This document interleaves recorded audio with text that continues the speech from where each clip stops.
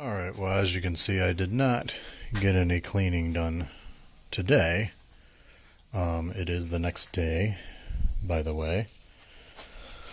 Just woke up a little late tonight, or last night was daylight savings time.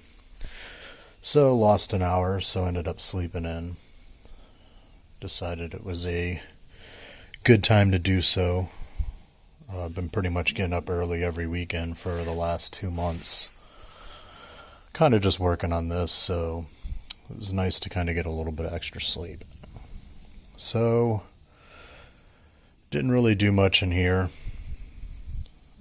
Probably next weekend I will start zip tying a few things I do not want water to get into. Like that. The heater core lines. I'll try to seal up the AC line somehow. Maybe a couple electrical connections. And then I'll get to power washing. I did do some cleaning though. It may not look like much, but I did attempt to clean out some of that AC condenser.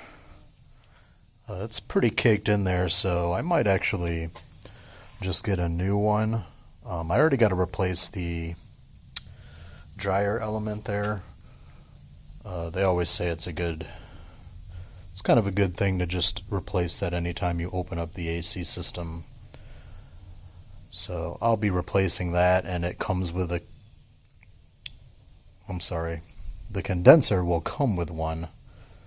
So because of how dirty this is, and doesn't look too clogged up, but it's got a lot of mud in it, I'm just going to go ahead and replace it. Not too big of a deal. I think it's only about $80. The radiator, I did clean that. Doesn't look like it was, but I also cleaned that fan. That fan was actually about 10 times worse than that. Probably give it another good clean. The radiator, I'm still kind of debating.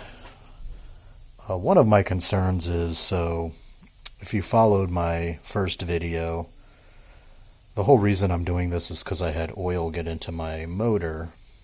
I'm sorry. I had mud get into my oil, and it pretty much probably foobarred the motor. We'll know once we open that up.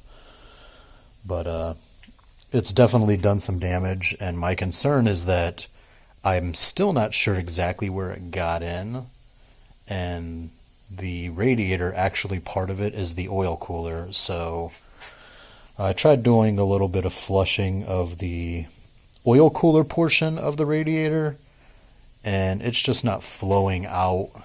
I'm not getting water flowing out of it as well as I would like. So just to not risk there being some type of mud blockage in there and potentially foobarring the new motor, I'm going to go ahead and I think I'm just going to replace the radiator. I think it's just a good call. But let's go over here. I did do some things today. I did clean a few things. The side kind of panels for the radiator. A couple mounts. Kind of cleaned up the transmission mount. That was actually completely caked. Cleaned up the cross member. It may not look like it, but it's actually been bashed pretty good off-roading. Transfer case skid. I'm still running the stock one. I'll probably run the stock one again at least a month or so until I kind of make sure everything's good and there's no more kind of purchases that I'll need to make on the actual V8 swap. Once it's all kind of running good and I know kind of my hard costs are done, my intention is to get a different skid package. So for the time being, I'll run that. I've cleaned it up. I'll probably repaint those, clean up the rust, just put a coat of paint on it just to kind of freshen them up. I know they'll get bashed up again, so I'm not really too worried about it. I've got the motor off of the cherry picker. Got it on a couple carts so I can wheel it around the garage. Haven't really messed with it too much. Just looked at a couple things for the swap. Looking at the AC lines. It actually looked like they might have worked on the new compressor, but they're actually the outputs of them are flipped, so I'm still kind of trying to figure that out, but I'll probably end up making some type of hodgepodge of both lines. The stock lines kind of mixed with the Camaro lines, because I'm running a Camaro compressor. Other than that, just a lot of cleaning. Cleaned the fuse box mount. That was completely full of mud. My steering linkage, I believe I showed this in the last video, was pretty muddy, so gave that a good clean. Other than that, that's pretty much really all I did today.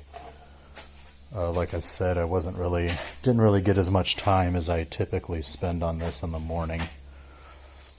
But I'll just push it to next weekend.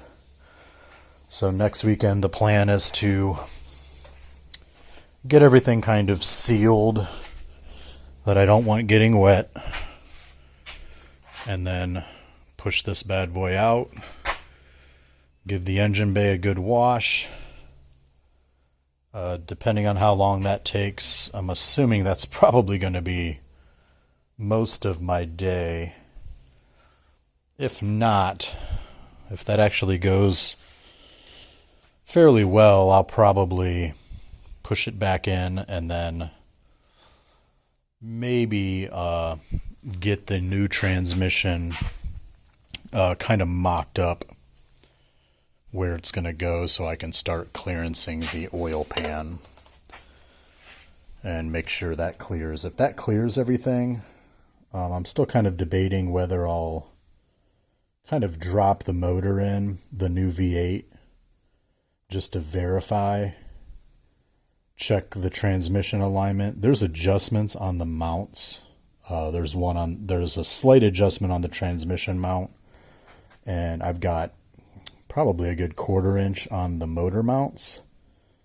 So I may drop the motor in with the oil pan not sealed, verify the clearance, kind of get my forward back position based on the amount of clearance I have for the transmission mount. Once I kind of finalize that, cinch down all the mounts to the engine and the transmission, and kind of pull them back out. Probably just could put a couple bolts in the transmission, not fully mount it. My intention is to put the transmission in from the bottom. I do not want to go in that way again. But once that's done, I kind of have the final mount locations. Then I will pull it out, put the motor back on the stand, finalize the oil pan, seal that up, and then we'll be ready to start dropping this thing in here and running all the new lines and everything else. Once I kind of finalize that oil pan, that's when I plan on dropping that front diff and getting started on that. So we'll kind of have a couple projects going on at the same time. But that's the nature of the beast. Well, see you guys next time. If there's anything specific anybody, wants to kind of see different things within the engine compartment since the engine's out. I know there's a lot of people that always ask a lot of questions like, how do I run stuff through the firewall? Such as light switches, etc. You can see mine. This line right here is actually for my ditch lights. They're just kind of laying there. I just ran mine through the where the huge wiring harness goes through. I know a couple people said there's another kind of spot. It's probably back in there somewhere.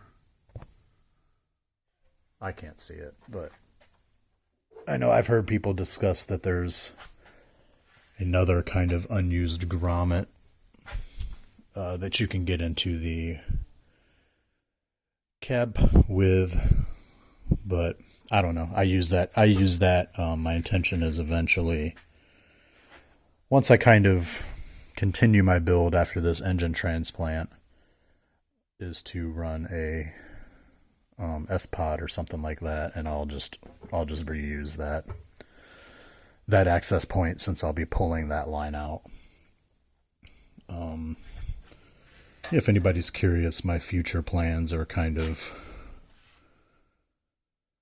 a mixture of things. You saw my first episode. I'm running the CBI half. Eventually, I want to do a Relentless hybrid.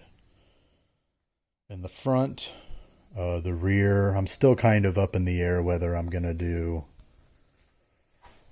the Relentless high clearance or just the regular Relentless rear bumper. I'm not doing swing outs.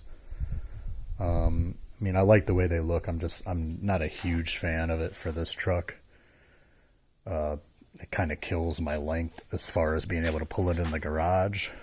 And the way I have my spare mounted on my Diamondback for off-roading, I really don't need the spare to be hanging out back like that. So probably what will dictate that is I'll probably wait and see a few more people that maybe run the high clearance with a set of high marks, because that's kind of my pushback for that. Is I know with the high marks you have to cut that area, and I don't think it aligns with the new high clearance very well, but we'll see.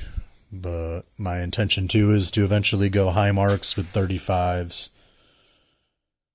That's probably about as most as I'll go. I don't really, who knows? I mean, I wasn't really planning this engine swap, but you never know. But my intention right now is to max this thing out at 35s, and then it'll be pretty much done. That's about it. I'll see you in the next episode.